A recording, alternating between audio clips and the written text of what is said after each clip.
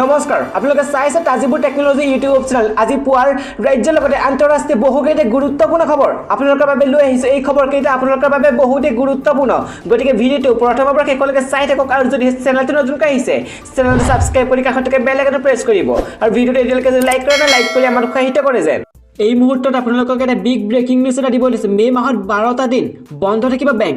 বেংকলৈ যোৱাৰ পূৰ্বে জানি লওক সবিশেষ কৰোনা মহামাৰী এই জটিল সময়ত সঘনে বাহিৰলৈ ওলাই যোৱাটো কাৰো পক্ষে সঠিক নহয় কিন্তু ইয়াৰ পিছত যদি বেংকত আপোনাৰ অতি গুৰুত্বপূৰ্ণ কাম আছে তেন্তে বেংকলৈ বুলি যোৱাৰ পূৰ্বে জানি লওক বেংকৰ বন্ধৰ দিনৰ বিষয়ে কিয়নো মে মাহ আৰম্ভণি হৈছে বেংক বন্ধৰে তেনেস্থলতে বেংক বন্ধ তালিকাখন আপোনাক প্ৰয়োজনীয় কাম সমাধান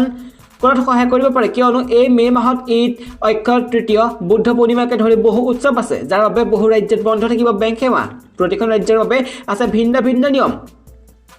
ভাৰতৰ ৰিজাৰ্ভ বেংকে চমুকৈ RBI ইয়াৰ অফিচিয়েল ৱেবছাইটত rbi.org.in 2021 বাবে বন্ধৰ এখন তালিকা আপলোড কৰিছে এই তালিকা অনুসৰি চলিত বৰ্ষৰ মে মাহত দ্বিতীয় আৰু চতুৰ্থ শনিবাৰ সহ মুঠ 12টা বন্ধ আছে 1 মে মহাৰাষ্ট্ৰ দিৱস মে দিৱস উপলক্ষে কিছুমান ৰাজ্যৰ বেংক বন্ধ থাকিব কলকাতা কোচি মুম্বাই নাগপুৰ পানাজী পাটনা চেন্নাই তিৰুৱনন্তপুৰম হায়দৰাবাদ গুৱাহাটী ইম্ফল বাংগালোৰ আৰু বেলাপুৰত বন্ধ থাকিব বেংক 2 মে দেওবাৰ বন্ধ থাকিব প্ৰতিখন ৰাজ্যতে 7 মে জুমত উলফিদা জম্মু শ্ৰীনগৰ 8 মে দ্বিতীয় শনিবাৰ বন্ধ থাকিব প্ৰতিখন ৰাজ্যতে 9 মে দেওবাৰে বন্ধ থাকিব প্ৰতিখন ৰাজ্যতে 13 মে ৰমজান ঈদ উল ফিতৰ 14 মে ভগৱান শ্ৰী পৰশুৰাম জয়ন্তী ৰমজান ঈদ উল ফিতৰ বাহক জয়ন্তী অক্ষয় তৃতীয় উপলক্ষে এই দিনটোত বোলাপুৰ জম্মু কোচি মুম্বাই নাগপুৰ শ্ৰীনগৰ তিৰুৱনন্তপুৰমত বন্ধ থাকিব বেংক সেৱা 16 মে দেওবাৰে বন্ধ থাকিব প্ৰতিখন ৰাজ্যতে 12 মে চতুৰ্থ শনিবাৰ বন্ধ থাকিব প্ৰতিখন ৰাজ্যতে 23 মে দেওবাৰ বন্ধ থাকিব প্ৰতিখন ৰাজ্যতে 26 মে বুদ্ধ পূৰ্ণিমা উপলক্ষে আগৰতলা বেলাপুৰ ভোপাল চণ্ডীগড় দেৰাদুন জম্মু কানপুৰ কলকাতা লক্ষ্ণৌ মুম্বাই নাগপুৰ নতুন দিল্লী ৰায়পুৰ ৰাঁচী চিমলা শ্ৰীনগৰত বন্ধ থাকিব বেংক 30 মে দেওবাৰে বন্ধ থাকিব প্ৰতিখন ৰাজ্যতে যদি এই দিনকেইটাত বেংক শাখাবোৰ বন্ধ থাকিব অৱশ্যে গ্ৰাহকে অনলাইন মোড ব্যৱহাৰ কৰি লেনদেনটো সম্পূৰ্ণ কৰিব পাৰে মোবাইল আৰু ইণ্টাৰনেট বেংকিংৰে সকলো কাম চলি থাকিব লখিমপুৰৰ 4টা সমষ্টিত কোনে মাৰিব শেষ আহি থাকিবলৈ মন্ত্ৰী নৱ দলে পূবৰ ভেটি মাজত মাত্ৰ 12 ঘণ্টা কাইলৈ ঘোষণা কৰা হ'ব অসম বিধানসভা নিৰ্বাচনৰ ফলাফল প্ৰতিটো ৰাজনৈতিক দলে এতিয়া ব্যস্ত হৈ পৰিছে নিজ অংকত এইবাৰ নিৰ্বাচনৰ অন্যতম আকৰ্ষণীয় কেন্দ্ৰবিন্দু উত্তৰ অসমৰ লখিমপুৰ জিলাৰ 4টা বিধানসভা সমষ্টি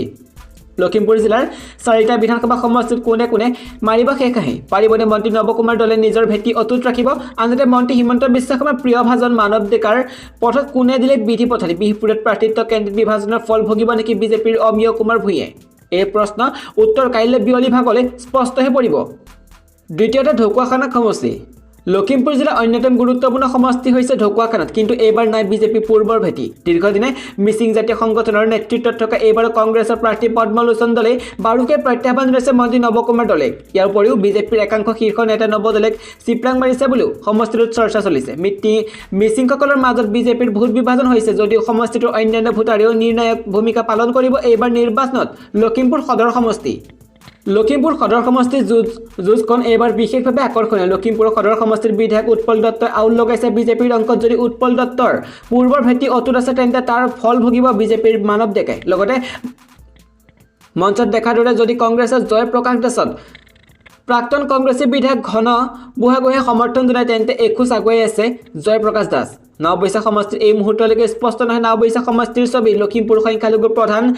নৱবৈশা সমষ্টিত এইবাৰ 4 কোণীয়া প্ৰতিদ্বন্দ্বিতা আগবঢ়োৱাৰ সম্ভাৱনা অধিক অখিল গগৈ নেতৃত্বাধীন নতুন ৰাজনৈতিক দল ৰাইজৰ দলৰ প্ৰাৰ্থী প্ৰাক্তন ছাত্ৰ নেতা আজিজুৰ ৰহমান ওপৰত দৃষ্টি নিক্ষেপ কৰি আছে সকলোৱে ঢকুৱাখানা এৰি নৱবৈশাত কংগ্ৰেছৰ প্ৰাৰ্থী হোৱা জ্যেষ্ঠ কংগ্ৰেছী ভৰত চন্দ্ৰ নৰহে যদি বিশেষ প্ৰভাৱ পেলাব নোৱাৰে তেতিয়া শেষ আহি মাৰিব আজিজুৰ ৰহমানে আনহাতে প্ৰথম অৱস্থাত অগপৰ প্ৰাৰ্থী জয়ন্ত খাউণ্ডৰ স্থিতি নৱবৈশাত আশাপ্ৰদ আছিল যদিও বিজেপিৰ জ্যেষ্ঠ বিদায়ী কাৰ্যকৰ্তা ৰাও গজেন্দ্ৰ সিঙে থানবান কৰিলে অগপ পৰিকল্পনা দলৰ নীতি বিসৰ্জনক দি ৰাও গজেন্দ্ৰ সিঙে নিৰ্দলীয়ভাৱে প্ৰতিদ্বন্দ্বিতা কৰি বিভাজন কৰিলে অগপ বিজেপিৰ ভোট তাৰ ফলত বিজেপি তালিকাৰ পৰা বাদ পৰা সম্ভাৱনা অধিক নৱবৈশা সমষ্টি বিহপুৰীয়া সমষ্টিটো বিজেপিৰ অংকত আউল লগোৱাৰ সম্ভাৱনা আছে লুৰিণজ্যোতি গগৈৰ নেতৃত্বাধীন অসম জাতীয় পৰিষদৰ প্ৰাৰ্থী অচ্যুত শইকীয়া আনহাতে প্ৰাৰ্থিত্ব কেন্দ্ৰিক সংঘাতৰ বাবে বিজেপিৰ শিবিৰৰ পৰা নিৰ্বাচন আঁতৰি থাকিল বহু সক্ৰিয় কৰ্মী যদি এই দুৰ্বলতাৰ সুযোগ কংগ্ৰেছে ভূপেন কুমাৰ বৰাই লৈছে তেন্তে মিছা হ'ব মন্ত্ৰী হিমন্ত বিশ্ব শৰ্মাৰ ভৱিষ্যতবাণী 2 মেত বিয়লি উত্তৰত লখিমপুৰ চৰকাৰী উচ্চতৰ মাধ্যমিক বিদ্যালয়ৰ পৰা হোৱা ঘোষণাই নিশ্চিত কৰিব চাৰিওটা সমষ্টিৰ পৰা কোন কোন যাব অসম বিধানসভালৈ অপেক্ষা মাথো কাইলৈ দিনটোলৈ বেংকৰ পৰা গেছ চিলিণ্ডাৰলৈ ভেকচিনৰ পৰা দৰিদ্ৰসকলৰ বিনামূল্যে খাদ্য শস্যলৈ আজিৰে পৰা এই পাঁচটা দিশত হ'ব গুৰুত্বপূৰ্ণ সালসলনি আজিৰে পৰা পৰিৱৰ্তন হ'ব বহুকেইটা গুৰুত্বপূৰ্ণ নিয়ম যিয়ে পোনপটীয়াকৈ প্ৰভাৱ পেলাব সাধাৰণ জনতাৰ জীৱন আৰু পকেটত আজিৰে পৰা বেংকৰ বেংকিং খণ্ডৰ পৰা আদি কৰি বীমা খণ্ডৰ লগতে আন বহু ক্ষেত্ৰৰো বহু নিয়ম সলনি কৰা হৈছে আনফালে আজিৰে পৰা বহু ৰাজ্যত কৰোনা টীকাকৰণ তৃতীয় পৰ্যায় আৰম্ভ কৰাৰ বিপৰীতে আন কিছুমান ৰাজ্যত আকৌ ভেকচিনৰ অভাৱৰ বাবে এই কাৰ্যসূচী বাতিল কৰা হৈছে সেয়েহে প্ৰথমে জানি লওক 1 মে পৰিৱৰ্তন হোৱা এই নিয়মবোৰ বিষয়ে যি প্ৰভাৱিত কৰিব আপোনাক 18 বছৰ বয়সৰ ঊৰ্ধ্বৰ লোকক টীকাকৰণ আজিৰ পৰা বহু ৰাজ্যত কৰোনা টীকাকৰণৰ তৃতীয় পৰ্যায় আৰম্ভ হৈছে তাৰ মাজতে এনে কিছুমান ৰাজ্য আছে য'ত ভেকচিনৰ অভাৱৰ বাবে এই কাৰ্যসূচী পিছুৱাই দিয়া হৈছে 18 বছৰ বয়সৰ ঊৰ্ধ্বৰ সকলো লোকৰ টীকাকৰণ আজিৰে পৰা আৰম্ভ কৰা হৈছে আৰু ইয়াৰ বাবে পঞ্জীয়ন প্ৰক্ৰিয়া কোৱিনৰ জৰিয়তে বৰ্তমানে চলি আছে আৰোগ্য সেতু এপৰ জৰিয়তে আপুনি ইয়াৰ বাবে পঞ্জীয়ন কৰিব পাৰিব আজিৰে পৰা দৰিদ্ৰসকলে পাব বিনামূল্যে খাদ্য শস্য কৰোনা কালত যাতে দৰিদ্ৰ লোকসকলে খাদ্য সংকটৰ সন্মুখীন নহয় তাৰ বাবে প্ৰধানমন্ত্ৰী গৰীব কল্যাণ অন্ন যোজনা পুনৰ আৰম্ভ কৰা হৈছে ইয়াৰ অধীনতে কেন্দ্ৰীয় চৰকাৰে 1 মে অৰ্থাৎ আজিৰে পৰা দৰিদ্ৰ লোকসকলক বিনামূল্যে 5 কিলোগ্ৰাম খাদ্য শস্য প্ৰদান কৰিব চৰকাৰৰ এই আঁচনিয়ে দেশৰ 80 কোটি লোকক লাভান্বিত কৰিব এক্সিছ বেংকৰ ন্যূনতম জমা ধনৰ নিয়ম সলনি কৰিবলৈ গৈ আছে এক্সিছ বেংকে 1 মেৰ পৰা সঞ্চয় একাউণ্টত ন্যূনতম জমা ধনৰ নিয়ম সলনি কৰিছে আজিৰ পৰা বিনামূল্যে সীমা অতিক্ৰমৰ পিছত এটিএমৰ পৰা নগদ ধন উলিওৱাৰ বাবে বৰ্তমানৰ সময়ত তুলনাত দুগুণ মাচুল আদায় কৰিব বেংকটোৱে বিনামূল্যে সীমা শেষ হোৱাৰ পিছত নগদ ধন উলিওৱাৰ বাবে বেংকে প্ৰতি 1000 টকা 10 টকাকৈ মাচুল ল'ব এই মাচুল আজিৰে পৰা কাৰ্যকৰী হোৱাৰ কথা ইয়াৰ উপৰিও বেংকে ইতিমধ্যে অন্যান্য সেৱাৰ বাবে মাচুল বৃদ্ধি কৰাৰ লগতে ন্যূনতম জমা ধনৰ সীমা বৃদ্ধি কৰিছে সলনি হ'ব গেছ চিলিণ্ডাৰৰ মূল্য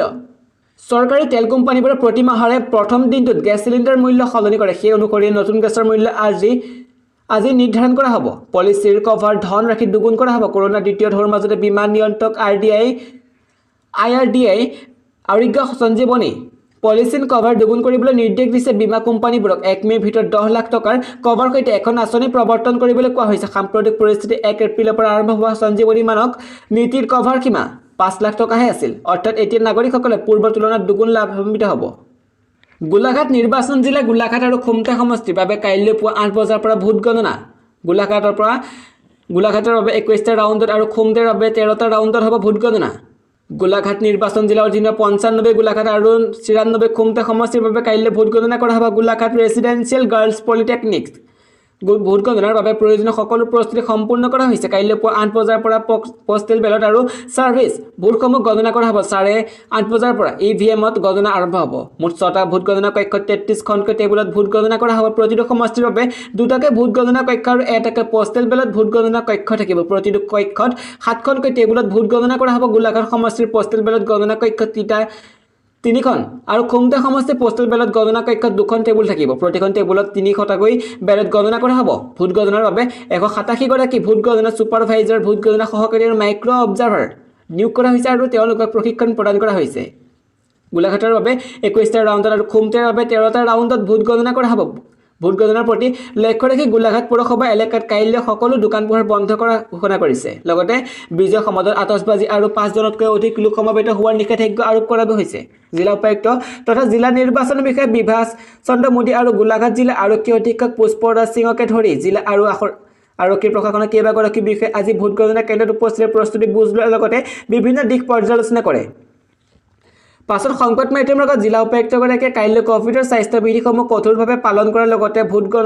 গ্ৰহণৰ দৰে ভোট গণনা শান্তিপূৰ্ণভাৱে আৰু সুচাৰুৰূপে সম্পন্ন হ'ব বুলি আশা প্ৰকাশ কৰিছে তেওঁ কয় যে ভোট গণনাৰ প্ৰক্ৰিয়াত জড়িত সকলো বিষয়া কৰ্মচাৰীক কোভিড পৰীক্ষা কৰা হৈছে লগতে ভোট গণনা কেন্দ্ৰসমূহত শাৰীৰিক ব্যৱধান বজাই ৰখাৰ বিষয়টো তেওঁ গুৰুত্ব আৰোপ কৰে তেওঁ কয় যে ভোট গণনা কেন্দ্ৰত তিনিটাৰ বাবে নিৰাপত্তা ব্যৱস্থা গঢ়ি তোলা হ'ব মোদীয়ে ভোট গণনা সুচাৰুৰূপে সম্পন্ন কৰাৰ ক্ষেত্ৰত সকলোৰে সহায় সহযোগিতা কামনা কৰে উল্লেখযোগ্য যে যোৱা 27 মাৰ্চত প্ৰথম পৰ্যায়ত গোলাঘাট নিৰ্বাচন জিলাৰ বাবে হোৱা ভোট গ্ৰহণৰ পাছত ইভিএমসমূহ গাৰ্লছ পলিটেকনিকৰ ষ্ট্ৰং ৰুমত ব্যাপক নিৰাপত্তা ব্যৱস্থা ৰখা হৈছে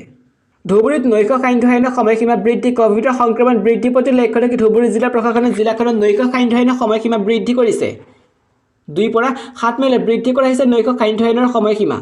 সমগ্ৰ ৰাজ্যতে কৰোনা ভয়াবহ সংক্ৰমণ বিশেষকৈ কিছুমান জিলাত সংক্ৰমণ মাত্ৰা অধিক দেখিবলৈ পোৱা গৈছে তাৰ প্ৰতি লক্ষ্য ৰাখি ধুবুৰী জিলা প্ৰশাসনে এক গুৰুত্বপূৰ্ণ সিদ্ধান্ত গ্ৰহণ কৰিছে ধুবুৰী জিলাত নৈশ সান্ধ্য আইনৰ সময়সীমা বৃদ্ধি জিলা প্ৰশাসনে 2 পৰা 7 মেলৈ বৃদ্ধি কৰিছে নৈশ সান্ধ্য আইনৰ সময়সীমা নিশা 8 বজাৰ পৰা পুৱা 5 বজালৈকে সমগ্ৰ ধুবুৰী জিলাত বলবৎ হৈ থাকিব নৈশ সান্ধ্য আইন শনিবাৰে জিলা উপায়ুক্ত তথা জিলা দুৰ্যোগ প্ৰশমন বিভাগৰ অধ্যক্ষ দেৱকুমাৰ কলিতাই জাৰি কৰিছে নৈশ সান্ধ্য আইনৰ নিৰ্দেশনা আজিৰ দিনটোত দৰঙত 121 জন লোকৰ দেহত ধৰা পৰে কৰোনা উপস্থিতি দৰঙত শনিবাৰে 121 জন লোকৰ শৰীৰত ধৰা পৰে কোভিড-19 উপস্থিতি এইসকলক ধৰি চলিত বৰ্ষ জানুৱাৰীৰ পৰা জিলাখনত কোভিড আক্ৰান্তৰ সংখ্যা 1021 বৃদ্ধি পালে সম্প্ৰতি চিকিৎসাধীন হৈ আছে 675 জন কোভিড আক্ৰান্ত ইয়াৰে 68 জন চিকিৎসালয়ত থকাৰ বিপৰীতে 605 জন আক্ৰান্ত ঘৰতে আছুতি কৰি আছে চিকিৎসালয়ত থকাৰ কোভিড আক্ৰান্তসকলৰ ভিতৰত 33 জন মংগলদৈ অসামৰিক চিকিৎসালয়ত আৰু 26 জন জনৰাম চৌকা আদৰ্শ চিকিৎসালয়ত ভৰ্তি হৈ থকাৰ বিপৰীতে গুৱাহাটী চিকিৎসা মহাবিদ্যালয় হস্পিটেলত 4 জন আৰু গুৱাহাটী জিএনআৰচি হস্পিটেলত 4 জন আৰু নাৰায়ণ হৃদয়ত 1 জন লোক ভৰ্তি হৈ আছে ইফালে আজিৰ দিনটোত জিলাখনত কোভিডৰ 694টা ৰেপিড এন্টিজেন টেষ্টত আৰু 106টা আৰটিপিচিআৰ টেষ্ট সম্পন্ন কৰা হৈছে